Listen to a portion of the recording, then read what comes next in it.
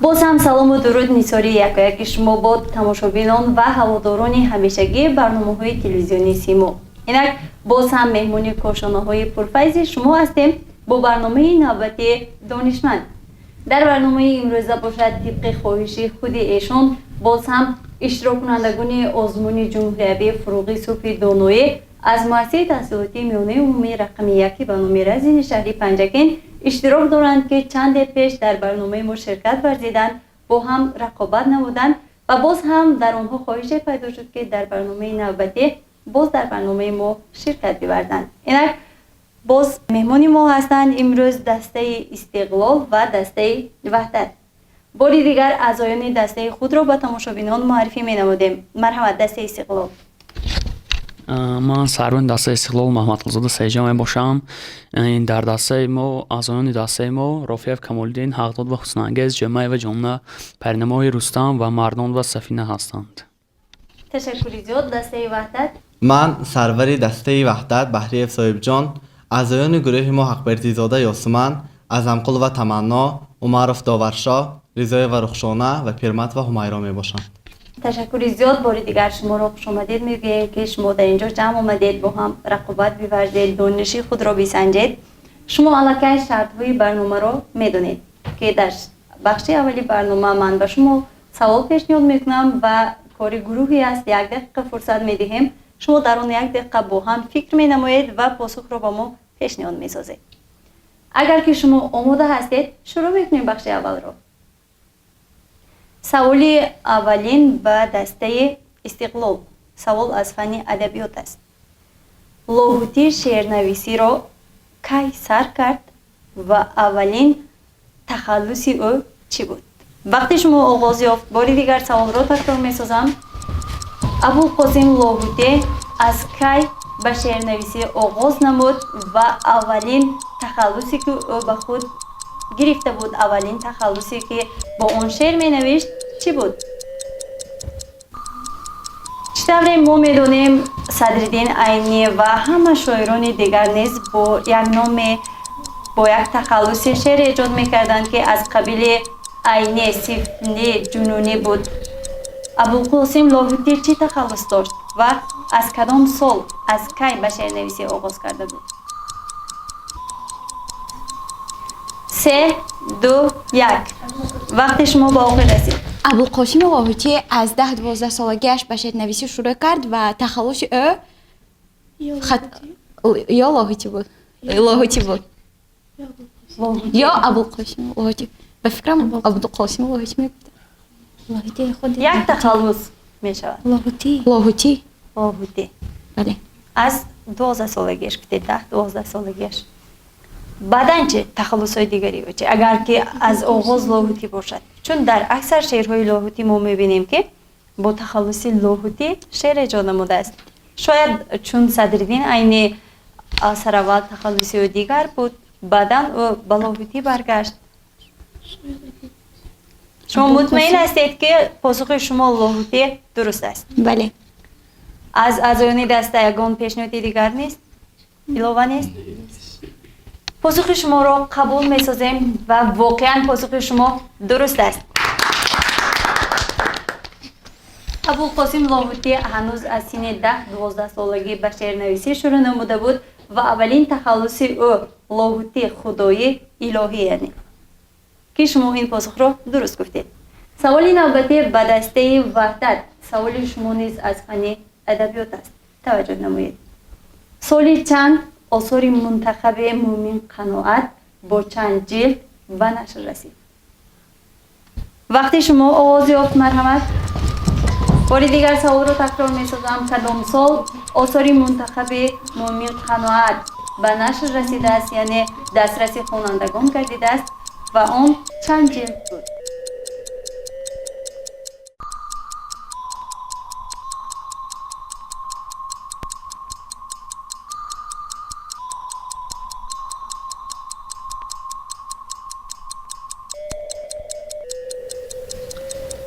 سه دو یک.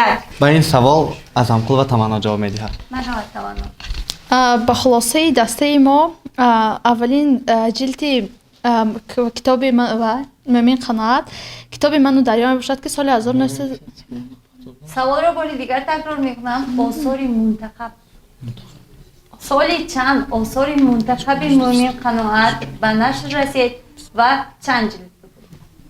یعنی که اون از چند جلد عبارت بود؟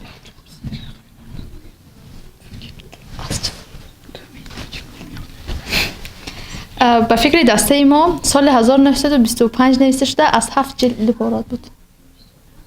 از 7 جلد عبارت بوده. سال 1925 نوشته شده است. تخمینا. تخمینا.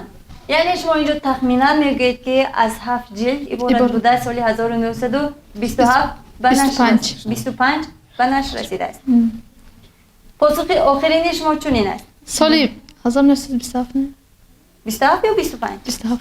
سال 1927. شما اینجا پاسخ خود را عوض نمودید، گفتید سال 1927 به نشر رسیده. اون 7 جلد را در بر میگیرد. پاسخ را میبینید. آثار منتخب مؤمن قناعت سال 1982 به نشر رسیده، از 2 جلد عبارت بود. پاسخ دسته وحدت نادرست بود و نمیتوانیم به ایشان خالی بدهیم. میگذاریم به سوالی نوبتی. سوالی نوبتی باشد به دسته استقلال. چطوری شما میدونید هنوز دولت هایی هست که در آن اکثر حکم ها باقی مانده؟ 2 دولتی را نام ببرید که در آن جدایی یعنی انامین بیکار کردنی عقد نکاح منع کرده شده است. فرصتی شما آغاز یافت. سوال را باری دیگر تکرار می‌سازم. شما می‌توانید با هم جمع شوید، اندیشه نمایید.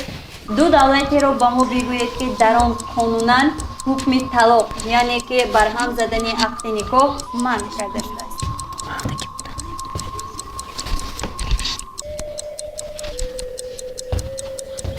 چطور شما میدانید زمان حکم قتل جاری بود و انسان‌های گناهکار و آن همون عیبدار شده ها رو، انسان‌هایی که عیب واقعاً دقیق شده است به دور می‌آویختند، به قتل می‌رساندند.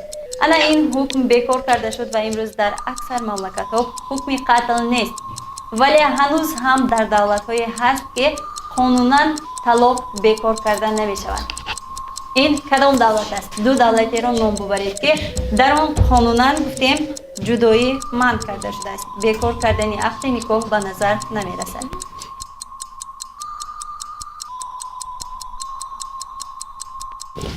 به فکر دسته ما این دولت اسپانیا باشد و دولت اسپانیا و باز دولت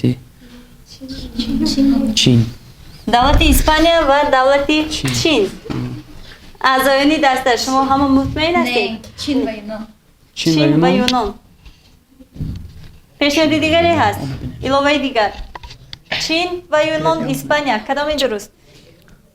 چین و یونان.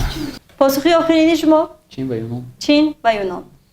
پاسخ را قبول میکنیم و گفتنی هستم که در واقع دولت‌های هنوز هست که در آن حکم جدایی یا اینکه طلاق بیکار کرده نشده است و در آنجا طلاق به نظر نمیرسد، بیکار کردن عقد نکاح به نظر نمیرسد. متاسفانه پاسخ نادرست بود. این دولت‌ها باشد واتیکان و فیلیپین. در دولت‌هایی که نام بردیم واتیکان و فیلیپین حکم طلاق بیکار کرده نشده است و در آن 0.1% جدایی به نظر میرسد و بیکار کردن عقد نکاح را این حکم را یعنی بیکار نکردن. میگذاریم به سوال نوبتی. سوال نوبتی بخش اول باشد به دسته وحدت است. توجه نمایید. آدم چطور شما میدونید در یک روز تا 20,000 قدم میزند؟ آدم سالم یعنی انا همین قدر قدم میزند، 20,000 قدم میزند. اگر که انسان در یک روز 20,000 قدم زد، پس در دوام سال او چقدر قدم میزند؟ مرحمت، وقتی شما آغاز یافت. سوال از فن متماتیک. باری دیگر تکرار میسازم که آدم در یک روز 20,000 قدم میزند. اگر که او در یک روز 20,000 قدم زد، پس در دوام سال او چقدر قدم میزند؟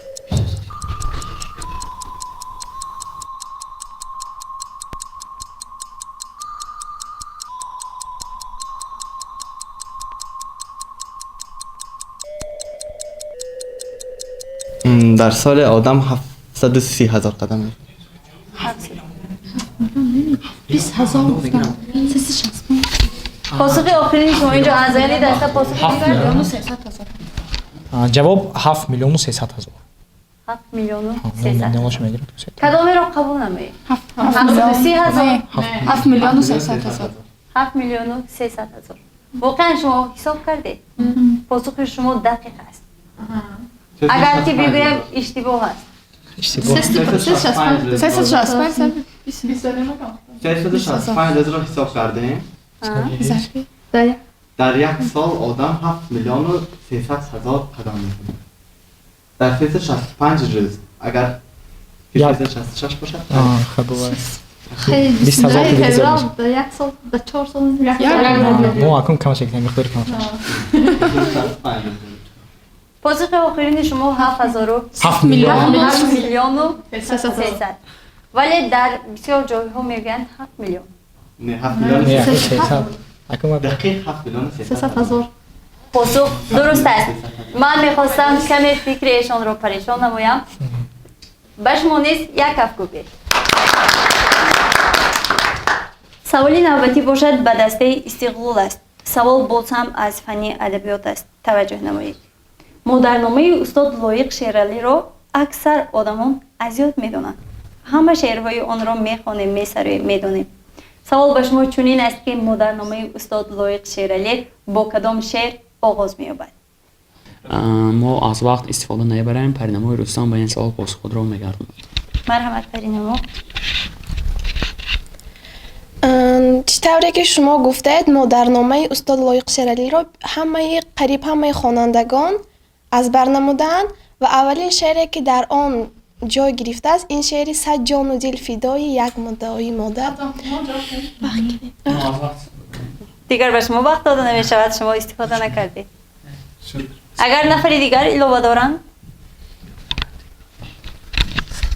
این ختم میکنم به کنج صندلی بنشسته شب مادری پیرم بود که با این شعر آغاز می‌یابد به کنج صندلی پیر بنشسته نباشد. شبها مادری پیرم این شعر چی نام دارد به مادرم یعنی شما میگویید آثار انمین مدرنامه لایق شیرالی از شعری به مادرم آغاز می‌یابد پاسخی آخرین به مادرم پاسخی دسته استقلال رو قبول میکنیم و گفتنی هستم که به مادرم اولین شعری است که با آن آغاز می‌یابد مدرنامه استاد لایق شیرالی سوال آخرین بخش اول است به دسته وحدت شما میگفتید که معنای کلمه بین نهرین چی است مرحمت وقت شما آغاز یا همه کلمه های تاریخی همه کلمه های جغرافی گیوگرافی یک معنای خود را دارند سوال به شما این گونه است که معنای کلمه بین نهرین چیست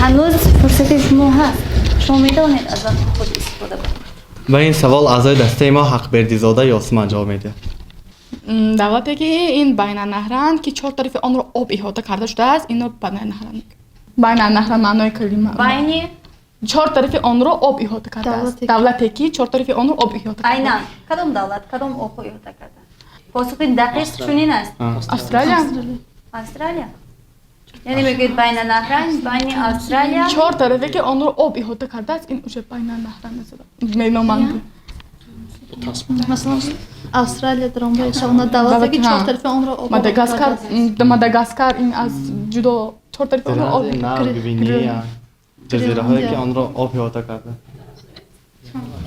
پاسخ آخرین شما بین نهرین این دولتی که چهار طرف آن را آب احاطه کرده است دولتی که چهار طرف اون رو آب احاطه کرده است بین نهرین پاسخ شما را قبول میکنیم و پاسخ رو میبینیم بین نهرین میگویند این بین دو دریا دریای دجله و فرات در سوریه و عراق مبینی همین اون جای رو میگویند بین نهرین معنایش چی معنای کلمه بین نهرین هم خیلی در کتاب صنف ششتم تاریخ عمومی با آمدگی پاسخ ایشان تا جای واقعیت داشت، تا جای ایشان توانستند گردی همین سوال چرخ بزنند و پاسخ بگویند، ولی پاسخ دقیق چون این بود که گفتیم بین دریای دجله و فرات بود. تماشاگران عزیز، این بود بخش اولین برنامه امروزه دانشمند که در آن اشتراکچیان آزمون جمهوری فروغ صبح دانایی اشتراک داشتند و یکی با نام دسته استقلال، دیگری با نام دسته وحدت با هم رقابت ورزیدند.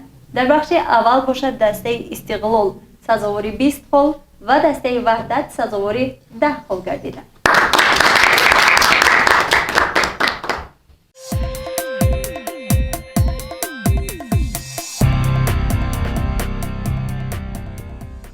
اینجا میگذاریم به بخش دومی برنامه و خاطررسان مینماییم که سرپرستی برنامه امروزه ما بانک ایمان اینترنشنال است و برنامه دانشمند در مرکز آموزش آمریکایی در نزد دانشکده آموزگاری تاجیکستان در شهر پنجکین ثبت گردیده ایستاده است. بخش دومی برنامه را چطور شما خود میدانید، 2 نفر میبرند از اعضای دسته شما و به آنها سوال داده می شود ولی وقت داده نمی شود. وقتی که به شما سوال را پیشنهاد کردند شما همان زمان پاسخ میگویید. مرحمت، 2 نفری از هر دو دسته. چون گفتیم به شما وقت داده نمی شود، وقتی که سوال را به شما میگوییم شما همان زمان به سوال ما پاسخ میگویید. سوال به شما این گونه است که در همین وقتی که به شما میدهیم شما 10 کلمه را به ما پیشنهاد میکنید. شما در 20 ثانیه 10 کلمه را بگویید که با حرف م آغاز شود. مرحمت. مادر، مکتب، معلم. دیگران کمک نمیکنیم. مجله. میز. مرد. ماندگار. 6 تا. شما 10 کلمه رو بگویید که با حرف او شروع می شود. عالم، عاقل، عادل، آسمان، آرام، آشنا، آفتاب، آینه، عالم، آدم، عاشق. شما توانستید 10 کلمه بگویید که با حرف او آغاز می شود. مرحمت. دسته استقلال. شما 10 کلمه رو بگویید که با حرف ال آغاز می شود. لندن، لوکسمبورگ، لوتو، لاتریا، لوگیکا، 5 تا. لابراتوریا، 6 تا. لولا، لونا، 8 تا. لوزیم، 3 2 1. شما نتوانستید. شما نتوانستید 10 کلمه بگویید. فرصت تا پایان رسید. شما 10 کلمه رو بگویید که با حرف ب آغاز می شود. بابا، بابور، بابونا، بنفشه، بابلستان، بلغارستان، 6 تا. 3 بره، 2 بوس. 1. شما نیز نتوانستید از عهده این شرط برید. این بود شرط دومی برنامه امروزه که به هر دو دسته پیشنهاد شد و اشتراکچی اولی دسته وحدت توانستند 10 کلمه بگویند. دیگر اشتراکچیان باشد نتوانستند در فرصتی که به آنها دادیم 10 تا کلمه را با همون حرفی که گفتیم آغازش آن باشد به ما بگویند. به این خاطر به دسته وحدت 5 خال میدهیم. دسته استقلال باشد در این شرط برنامه نتوانستند سزاوار خال بگردند. این بود بخش دومی برنامه امروزه دانشمند که اشتراکچیان در این بخش همگی سزاواری 5 خال گردیدند. و میگذاریم به بخش سومی برنامه یعنی بخش آخرین برنامه امروزه دانشمند.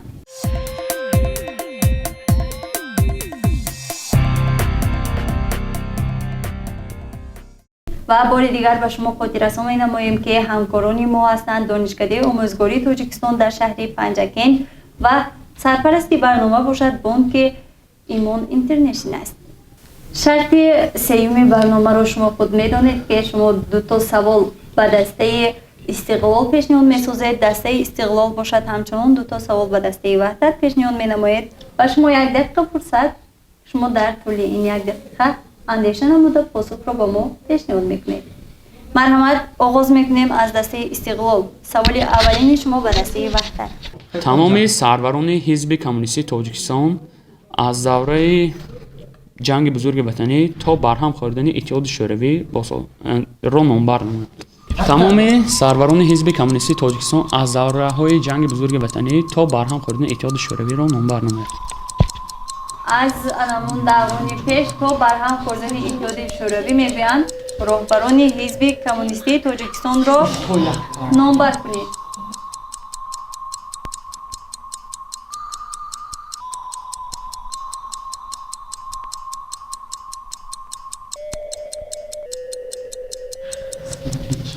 гарчанде гуфта гузаштан чӣ гӯям мо ба ин савол ҷавоб посух ёфта натавонистем. мешуд худашон ҷавоб медоданд. марҳамат, посухи шумо. тамоми сарварони ҳизби коммунистии тоҷикистон аз давраҳои ҷанги бузурги ватанӣ то барҳам хӯрдани иттиҳоди шӯравӣ ин протопопов аз солҳои 1938 то соли 1946, бобоҷон ғафуров 1946-1956, ҷаббор расулов ва турсун олҷабоев 1956-1961, баъд ҷаббор расулов 1961-1982, раҳмон набиев 1982-1985 ва қаҳҳор маҳкамов 1985-1991. инҳо буданд сарварони ҳизби коммунистии тоҷикистон аз давраи ҷанги бузурги ватанӣ то барҳам хӯрдани иттиҳоди шӯравӣ. ин як маълумоти наве буд барои иштирокчиёни дастаи ваҳдат ки шумо сол ба сол роҳбарони ҳизби коммунистии тоҷикистон роҳбарони ҳизби коммунистиро аз даврони ҷанги бузурги ватанӣ то пош хӯрдани иттиҳоди шӯравӣ фаҳмидед. инак марҳамат, саволи шумо ба дастаи истиқлол. маънои калимаи манқурт чист? манқурт чист? савол аз адабиёти тоҷик. марҳамат, вақти шумо оғоз ёфт. мегӯянд маънои калимаи манқурт чист? савол аз фанни адабиёт аст. гуфтанд маънои калимаи манқурт чист?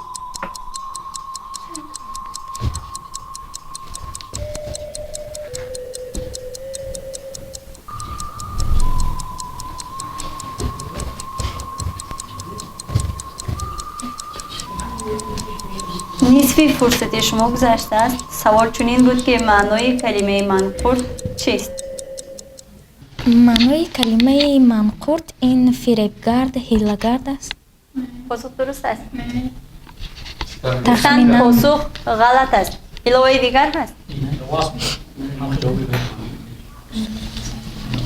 шахси пешқадаму манқурти замон. посухи охирини шумо? ҷавоби охирини мо ин манқуд ҳамн шахси ҳилагар фиребгар мебошад. посух нодуруст. агар ки нодуруст аст, посухи дақиқро худ бигӯед. маънои калимаи манқурт ин чизеро фаромӯш кардан аст. фаромӯш кардан. саволи охирини дастаи истиқлол ба дастаи ваҳдат. солҳои бозсозӣ кай аз тарафи кӣ оғоз шудааст? солҳои бозсозӣ кай аз тарафи кӣ оғоз шудааст? савол ба шумо чунин аст ки солҳои бозсозӣ кадом сол аз тарафи кӣ оғоз шудааст? солҳои бозсозӣ кадом сол аз ҷониби ки оғоз ёфт? ба ин савол аъзои дастаи мо умаров доваршо посух мегардонад. чизаро гуфтем бозсозӣ ин ҳадафи баром буд ки дар давлат дар иҷшс иттиҳоди шӯравии социалисти тоҷикистон бисёр камбудиҳо буд. барои ҳамун камбудиҳоро гуфтан рӯйрост ки барои рӯйростани ҳамун камбудиҳо роҳи бозсозиро Горбачов пеш гирифт ки барои хостанд ки вай пеши камбудиҳоро гиранд, вале ки ин аз дастшон наомаду ва бар шӯравӣ пош хӯрда нашуда расид. кадом сол? 1985 ё 6 1985 мегӯянд ё ё ин 1986 аз ҷониби Горбачов. ҷавоби инҳо комилан нодуруст аст, барои он ки солҳои бозсозӣ аз тарафи Михаил Сергеевич Горбачов дар ҳақиқат анамин чиз ба роҳ монда шуда буд ва ин солҳои 1965, 1985 ва 1991 сол буд. саволи охирине ки аз дастаи истиқлол ба дастаи ваҳдат пешниҳод гардид, иштирокчиёни дастаи ваҳдат тавонистанд хеле возеҳ ба савол посух бигӯянд ва қисман посухи эшонро қабул мекунем, зеро қисман дуруст буд ва натавонистанд яке аз солҳоро дуруст пешниҳод намоянд. ба ин хотир ба дастаи ваҳдат 5 خال داده میشه.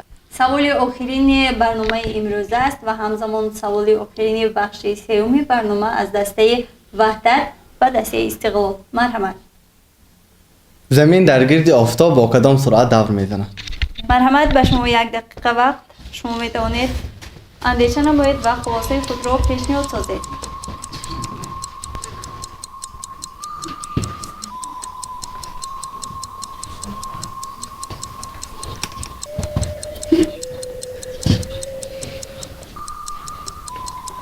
سوال رو باری دیگر تکرار میکنیم. زمین در گرد آفتاب با کدام سرعت دور میزند؟ 10 ثانیه دیگر از وقت شما مونده. پاسخ ما این 384 کیلومتر ثانیه میباشد که زمین در گرد محور خود تاب میخورد. در گرد آفتاب هم محور خود تاب میخورد. دسته وحدت پاسخ درست است. جواب نادرست. شاید علاوه دیگری هست از اعضای دسته. یا از همین 584 کیلومتر ثانیه. خودش وای اساسا در گرد زمین، در گرد آفتاب زمین همین تاب خورده دور میزند. همین یک شبانه روز میشد. الکی شبانه روز 365 شبانه روز که تاب خورد و الکی یک مرتبه دور میزند و سرعتش نمیدونیم. انیق نمیدونیم. نکی میدونیم که وقتی که زمین در گرد محور خود دور میزند، آهسته آهسته گرد آفتاب را نیز دور میزند. زمین در یک ثانیه چند کیلومتر خود زمین در یک ثانیه چند کیلومتر آفتاب را میگردد؟ زمین در یک ثانیه 3684 کیلومتر رو چرخ میزند. خیر، پاسختان را قبول میکنیم، اما که پاسخ شما کاملا نادرست است. چطوری که خودتان قید میکردید، زمین در یک ثانیه 29.8 کیلومتر در یک ثانیه دور میزند. 29.8 کیلومتر در یک ثانیه در گرد آفتاب. تشکر زیاد. این بود آخرین سوال برنامه امروزه و همزمان آخرین سوال بخش برنامه امروزه دانشمند که در آن اشتراکچیان آزمون جمهوری فروغ صبحی دانای کتاب است از مؤسسه تحصیلات میانه عمومی رقم 1 که به نام رزین شهری پنجکین اشتراک داشتند. واقعا ایشان خیلی خوانندگان فعال هستند. بحث‌هایی که در برنامه با خود داشتند، سوال‌هایی که به همدیگر پیشنهاد نمودند، سوال‌های خیلی خوب بود و فهمیش ایشان نیز درجه بلند دارد. شما در این برنامه به خود چندین معلومات‌های نو رو گرفتید و گفتنی هستم که در امروزه برنامه دسته استقلال سزاواری 20 خال و دسته وحدت باشد همچنان سزاواری 20 خال گردیدند. تماشابینان عزیز، چطور شما خود شاهد گردیده در برنامه امروزه هر دو دسته با هم مساوی هستند و 20 خالی را دارند. با این خاطر با هیچ کدام از اشتراکچیان امروزه نمیتوانیم افتخارنامه و تحفه‌های خاطره‌ای بدهیم. اگر شما نیز میخواهید چون ایشان در برنامه ما اشتراک نمایید دانش و ملکه خویش را بسنجید، پس برنامه دانشمند مخصوص برای شماست. تا برنامه‌های دیگر اینجا با شما خداحافظی میکنیم. خیر.